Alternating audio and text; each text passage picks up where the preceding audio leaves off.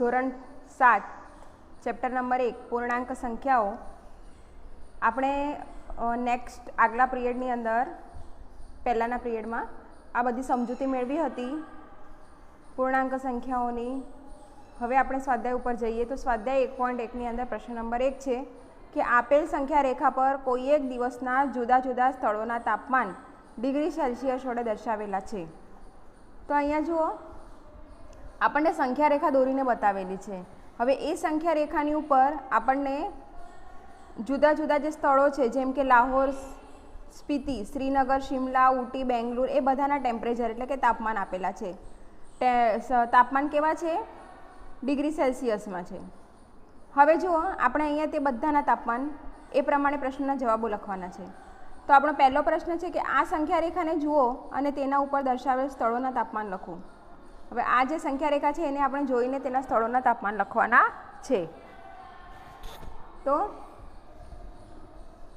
પહેલાં આપણે શહેર જોઈ લઈએ, બરાબર. હવે જો અહીંયા હું તમને પહેલાં સમજાવી દઉં કે જુઓ શૂન્યની ડાબી બાજુએ બધી ઋણ સંખ્યાઓ છે, જમણી બાજુએ બધી ધન સંખ્યાઓ છે. હવે જેમ જેમ શૂન્યની ડાબી બાજુએ જતા છે તેમ તેમ બધી સંખ્યા માઇનસ થતી જશે. એટલે આ જે પહેલી લીટી છે એને આપણે -1 કહીશું. આ -1 છે. પછી બીજી લીટીને એના પછી -2, ત્રીજી -3, ચોથી -4, તે રીતે.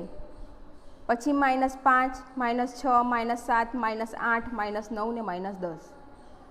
પછી જમણી બાજુએ બધી ધન સંખ્યા એટલે 0 થી 1, 2, 3, અહીંયા 4 અને 5, 6, 7, 8, 9, 10, 11, 12, 13, 14, 15.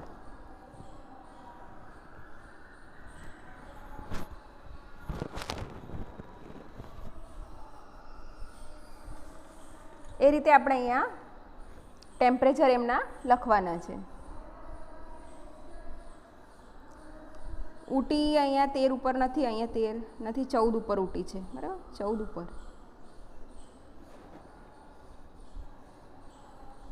અને બેંગ્લોર છે. હવે આપણે બધાના તાપમાન લખીશું.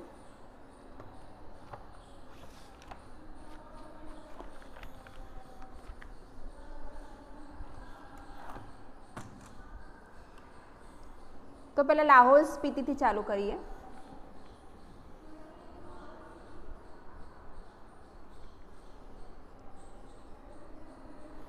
મેં હમણાં સમજાય તેવી રીતે એનું ટેમ્પરેચર થશે -8°C. સંખ્યા રેખાની ઉપર જોવાનું છે આપણે, તો એ -8°C છે. પછી શ્રીનગર. શ્રીનગરનું તાપમાન આપણે જોઈશું તો એ છે -2°C. Shimla 5°C. Ooty 14°C. Bengaluru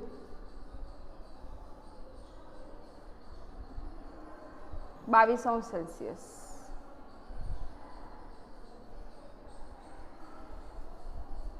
આ પહેલો પ્રશ્ન આપણો પૂરો થયો. પહેલા પ્રશ્નનો એ પૂરો થયો, પહેલો પ્રશ્ન બંને.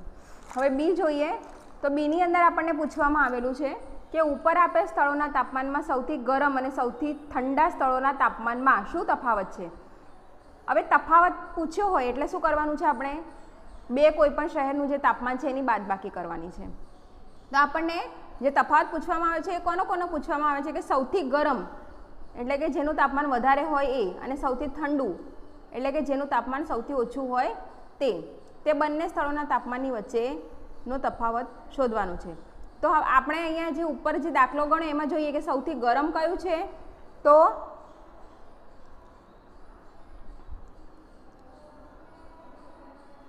આપણને અહીંયા બેંગ્લુરુ જે છે એ સૌથી ગરમ દેખાઈ રહ્યું છે.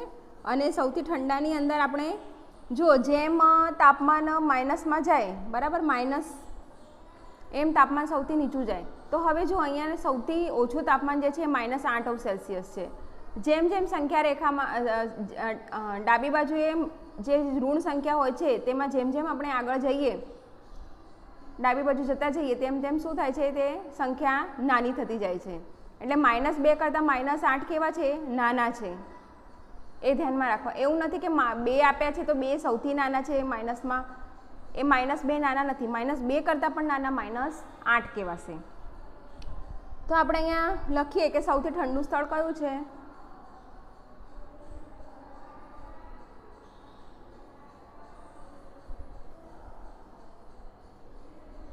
લાહોલ સ્પીતિ -8°C. સૌથી ગરમ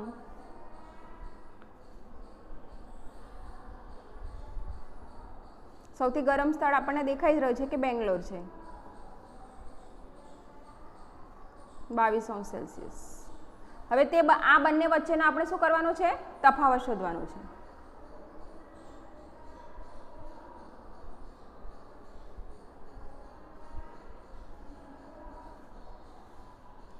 એટલે 22°C માઇનસ તફાવત કીધો છે એટલે -8°C.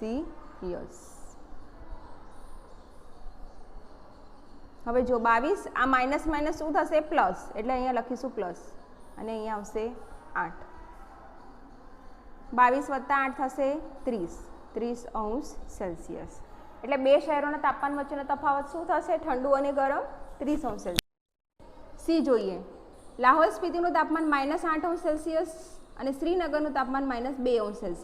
તો તેમની વચ્ચેનો તફાવત શું થાય? હવે આની વચ્ચેનો તફાવત શોધવાનો છે આપણે. બંને વચ્ચેનો તફાવત બરાબર આપણને જે પહેલા સ્થળ કીધું હોય એ જ પહેલા લખવાનું છે અને પછી એક મિનિટ, જે સ્થળ શ્રીનગર છે તફાવત કીધો છે એટલે આપણે કોઈ બી રીતે કરીએ બરાબર. લાહોલ સ્પીતિ અને શ્રીનગર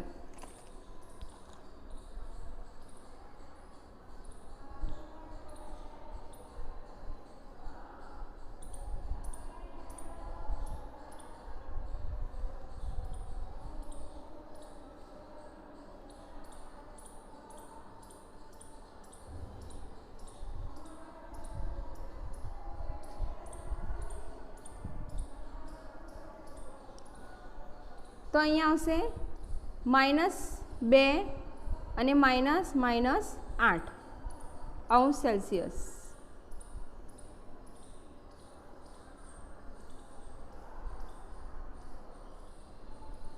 -2 એમને એમ રહેશે, માઇનસ +8. હવે -2 છે +8 છે એટલે આપણે બાદબાકી કરીશું, પણ મોટી રકમનું ચિહ્ન શું છે? પ્લસ છે, એટલે જવાબ પ્લસમાં આવશે. 8 માંથી 2 જાય તો 6, એટલે 6°C. આપણે આ રીતે બી અને 8 પહેલાં લખીએ તો બી જવાબ આપણો સરખો જ મળશે. ધારો કે હું આ રીતે કરું -8 અથવા બરાબર અથવા કરીને લખું છું -8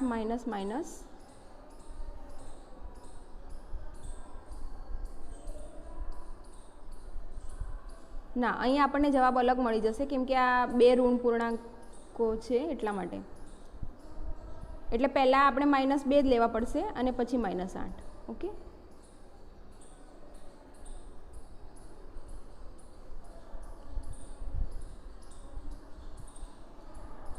આગળનો ડી દાખલો જોઈએ. કેમ કે અહીંયા શું થશે? તફાવત છે ને, જો હું -8 જો પહેલાં લઈશ અને પછી -2 લઈશ તો જે તફાવત જે આપ્યો છે એ માઇનસમાં જતો રહેશે, -6°C. કેમ કે પછી મોટી રકમનું ચિહ્ન છે ને -8 થઈ જશે, -8 છે એટલે પછી અહીંયા માઇનસ લખાઈ જશે. એટલે આપણે જે મોટી રકમ છે એમાંથી જ નાની રકમને અહીંયા પણ બાદ કરવાની છે. એટલે મોટી રકમ આપણી પાસે શું છે? -2 છે અને એમાંથી આપણે -8ને બાદ કરવાના છે. એટલે ભલે આપણે લાહોલ સ્પીતિનું તાપમાન પહેલાં આપ્યું છે પણ પહેલાં આપણે શ્રીનગરનું તાપમાન જ લેવાનું છે. ડી છે કે શું આપણે કહી શકીએ કે શ્રીનગર અને શિમલાનું સંયુક્ત તાપમાન શિમલાના તાપમાન કરતાં ઓછું છે? શું તે શ્રીનગરના તાપમાન કરતાં પણ ઓછું છે?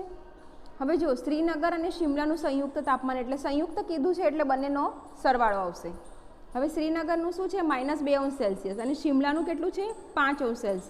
એ બંનેને આપણે સંયુક્ત એટલે સરવાળો કરવાનો છે. તો જે આપણે સરવાળો કરીશું તે શું શિમલાના તાપમાન કરતાં પણ ઓછું છે? તેનો સરવાળો કરતાં આપણને શું એ શિમલાના તાપમાન કરતાં ઓછો મળે છે કે શું તે શ્રીનગરના તાપમાન કરતાં પણ શ્રીનગરનું તાપમાન કેટલું છે -2°C, તો એના કરતાં પણ ઓછું મળે છે એ વસ્તુ આપણને કહેવાની છે. તો શિમલા અને શ્રીનગર અને શિમલાનું સંયુક્ત તાપમાન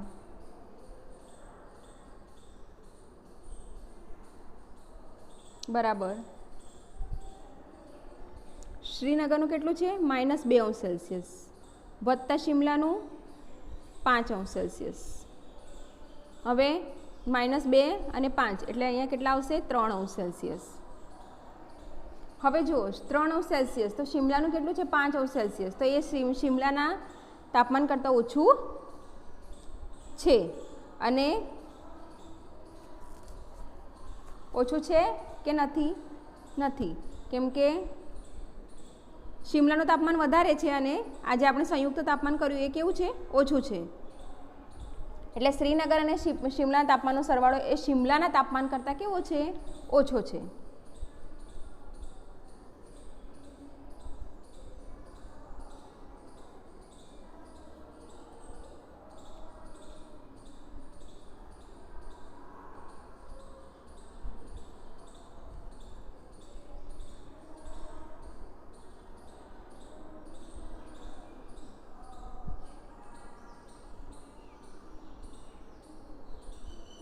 ઓછો છે. અને આગળ શું પૂછીશું તે શ્રીનગરના તાપમાન કરતાં પણ ઓછું છે, તો શ્રીનગરનું -2°C, તો શ્રીનગરનું તાપમાન કરતાં તે ઓછું નથી.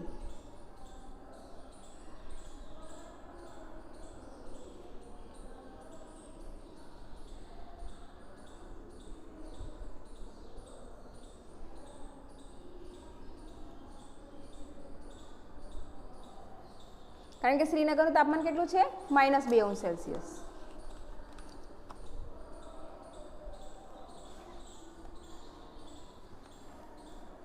બીજો પ્રશ્ન જોઈએ. કોઈ એક પ્રશ્નોત્તરીમાં સાચા જવાબ માટે ધન અંક આપવામાં આવે છે અને ખોટા જવાબ માટે ઋણ અંક આપવામાં આવે છે. જો 5 ક્રમિક રાઉન્ડમાં જે તે પ્રાપ્ત કરેલ અંકોના ગુણ 25, -5, -10, 15 અને 10 છે તો અંતમાં તેના કુલ ગુણ કેટલા થશે?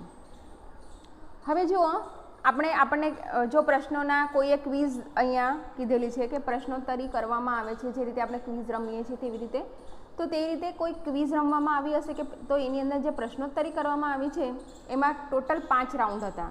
હવે એ 5 રાઉન્ડની અંદર જે મેળવેલા ગુણ છે, મેળવેલા ગુણ એને સાચો જવાબ હોય તો ધન કીધા છે અને ખોટો જવાબ હોય તો ઋણ કીધા છે. તો એ બધા મળીને અંતમાં કુલ કેટલા ગુણ થશે તે આપણે અહીંયા શોધવાના છે. તો પહેલા રાઉન્ડમાં કેટલા મળે છે 25, બીજા રાઉન્ડમાં -5, ત્રીજામાં -10, ચોથામાં 15 અને પાંચમામાં 10 ગુણ મળે છે. તો પાંચેય રાઉન્ડમાં મળેલા ગુણ બરાબર આપણે કુલ અંકો બધાનો શું કરીશું સરવાળો કરીશું. બરાબર અહીંયા લખીશું અહીં મેળવેલ ગુણ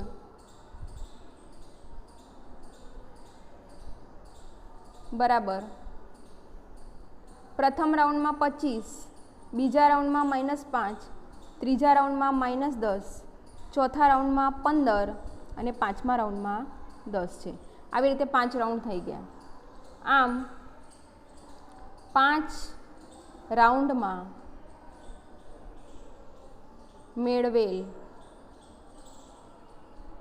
કુલ ગુણ બરાબર 25 વત્તા -5 વત્તા -10 વત્તા 15 વત્તા 10. હવે આપણે પહેલાં ધન સંખ્યા જે છે એને જોડે લઈને એનો સરવાળો કરી દઈશું અને પછી છેલ્લે ઋણ સંખ્યા મૂકી દઈએ.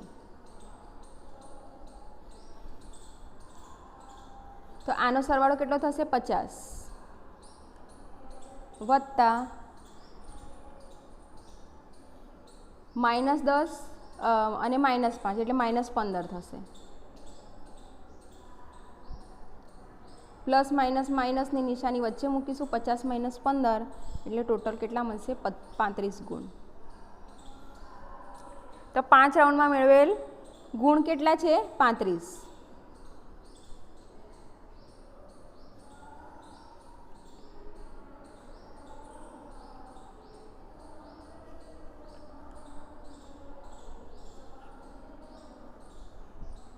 આગળનો પ્રશ્ન છે ત્રીજો કે સોમવારે શ્રીનગરનું તાપમાન -5° હતું અને મંગળવારનું તાપમાન 2° ઓછું થયું. તો મંગળવારે શ્રીનગરનું તાપમાન શું હતું? શું કહેવામાં આવ્યું છે કે સોમવારે શ્રીનગરનું તાપમાન કેટલું હતું? -5° અને મંગળવારે શું થયું? તેમાં 2° જેટલો ઘટાડો થયો. એટલે સોમવારે જે -5 હતું તેમાં 2° જેટલો ઘટાડો થયો. તો મંગળવારે શ્રીનગરનું તાપમાન શું હતું? પછી શું થયું છે કે બુધવારે તાપમાન 4° વધી ગયું. તો આ દિવસે તાપમાન કેટલું હતું? હવે જુઓ, સોમવારનું તાપમાન બરાબર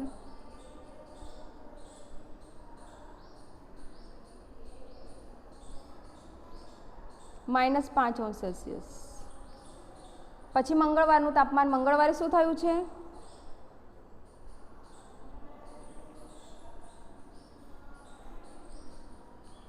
-2° ઘટાડો થયો છે.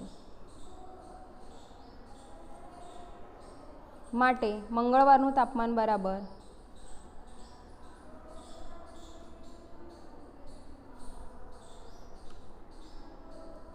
-5 વત્તા ઘટાડો થયો એટલે આ જે 2° છે એ કેવા થઈ જશે? -2.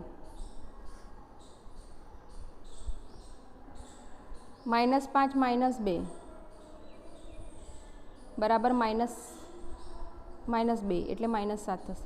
-7°. પછી છે બુધવારે તાપમાન 4° જેટલું વધી ગયું.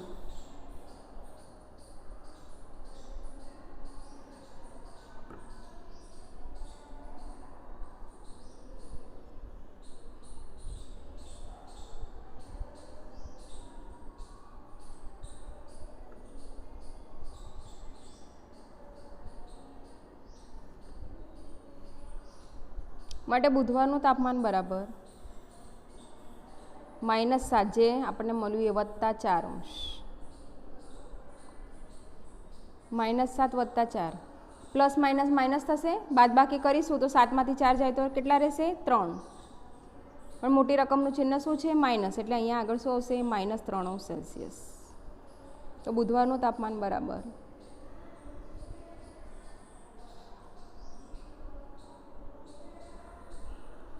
-3°.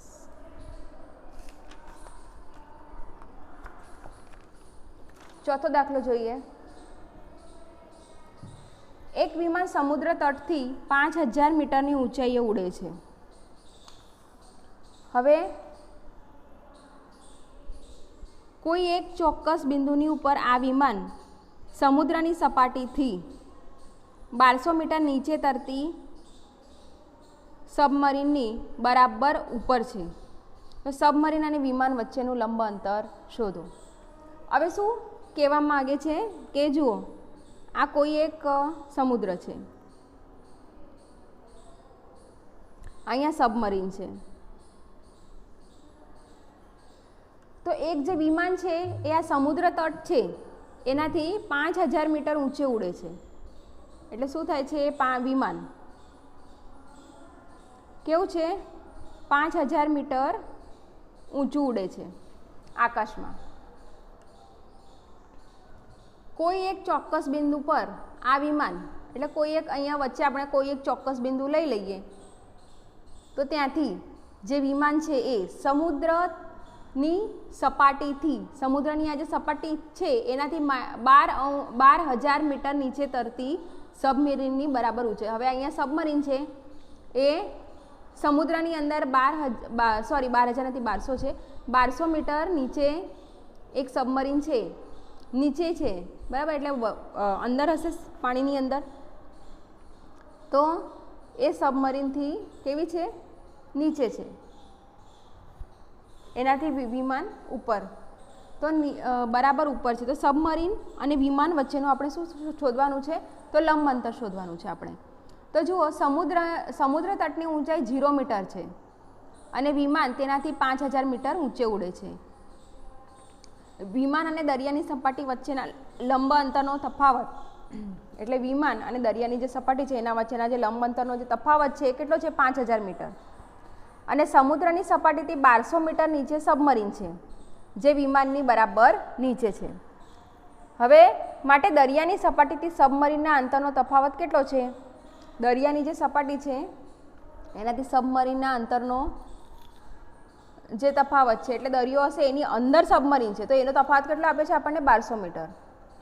તો વિમાન અને સબમરીન વચ્ચેનું લંબ અંતર બરાબર વિમાનથી દરિયાની સપાટીનું અંતર વત્તા દરિયાની સપાટીથી સબમરીનનું અંતર આપણે શોધવાનું છે.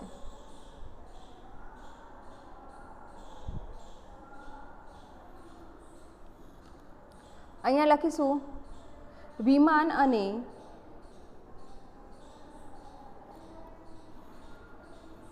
દરિયાની સપાટી વચ્ચેના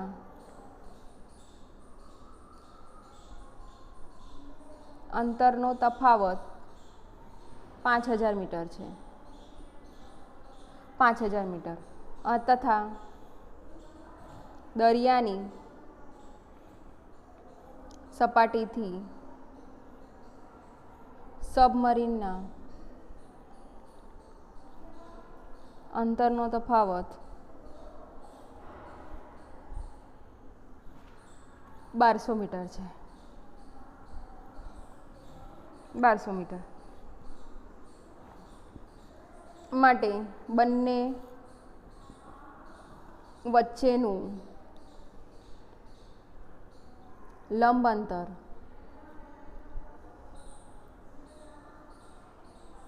બરાબર વિમાનથી દરિયાની સપાટીનું અંતર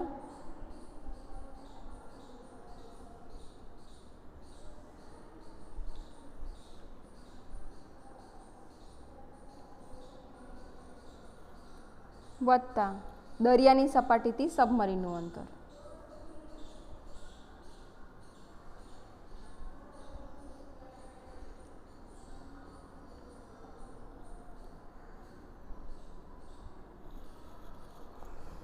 બરાબર શું આવશે? 5000 મીટર વત્તા 1200 મીટર.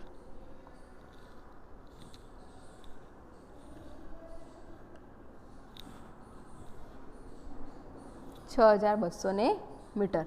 એટલે બંને વચ્ચેનું અંતર કેટલું થશે? 6200. આગળનો દાખલો જોઈ લઈએ કે વિમાન, પ્રશ્ન નંબર 5 છે. મોહન, વિમાનવાળો દાખલો પૂરો થયો છે. પ્રશ્ન 5 છે. મોહન તેના બેંકના ખાતામાં 2000 જમા કરાવે છે અને બીજા જ દિવસે તેમાંથી 1642 રૂપિયાને ઉપાડી લે છે. જો ઉપાડેલ રકમને ઋણ પૂર્ણાંક વડે દર્શાવાય તો જમા કરેલ રકમને તમે કેવી રીતે દર્શાવશો? ઉપાડ પછી મોહનના ખાતામાં કેટલી રકમ શિલ્લક રહેશે? તો આપણને ખ્યાલ છે કે જે જમા કર્યા એ શું થયા? ખાતાની અંદર આવી ગયા પૈસા અને ઉપાડી લીધા. ઉપાડે એટલે એટલા શું થાય? વાપરી નાખે એટલે એટલા પૈસા ઓછા થઈ ગયા. તો અહીંયા શું છે? ઉપાડેલ રકમને ઋણ પૂર્ણાંક વડે દર્શાવાય છે. માટે જમા કરેલ રકમને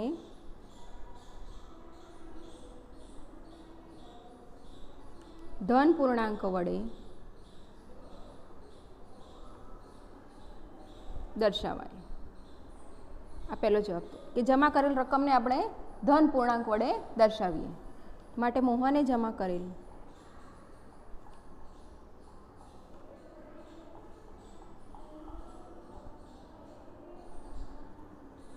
$2000,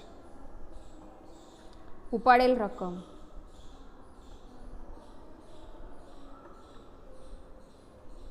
₹1642. હવે શું થશે? કેટલી રકમ મોહનના ખાતામાં?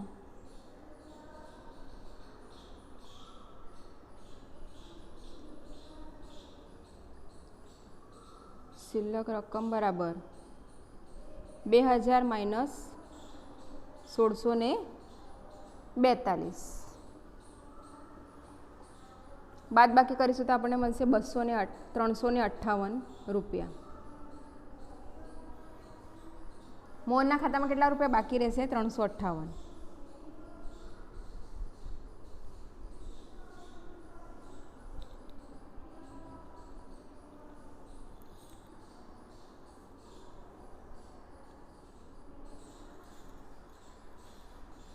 ₹358 શિલ્લક છે.